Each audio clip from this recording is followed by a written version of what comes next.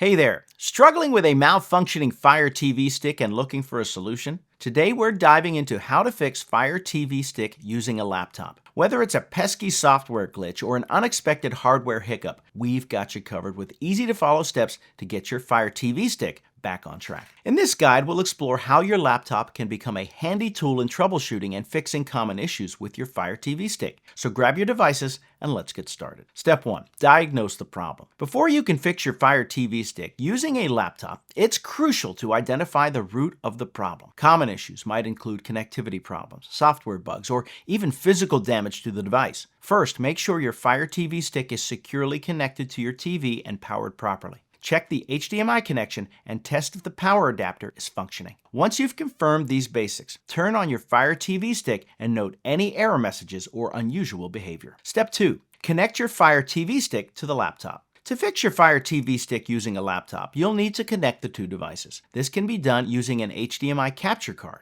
Insert the capture card into the USB port of your laptop, then connect the Fire TV stick's HDMI output to the capture card's HDMI input. This setup allows you to mirror the Fire TV stick's display on your laptop, giving you more control and visibility for troubleshooting. Step 3. Update software and clear cache. Software issues often plague media streaming devices. Use your laptop to review the Fire TV stick's software status. Open a browser and download the Fire TV stick software update from Amazon's official site. Install this software by following on-screen instructions projected on your laptop display. Next, access the settings of your Fire TV stick through the laptop and clear the device cache. Navigate to Settings, Applications, Manage Installed Applications. Select each application and choose the Clear Cache option to free up space and improve performance. Step 4. Perform a factory reset. If updating and clearing cache have not resolved the issue, consider performing a factory reset on your Fire TV. This will erase all data and settings, restoring the device to its initial state. From your laptop connected display, go to Settings, My Fire TV,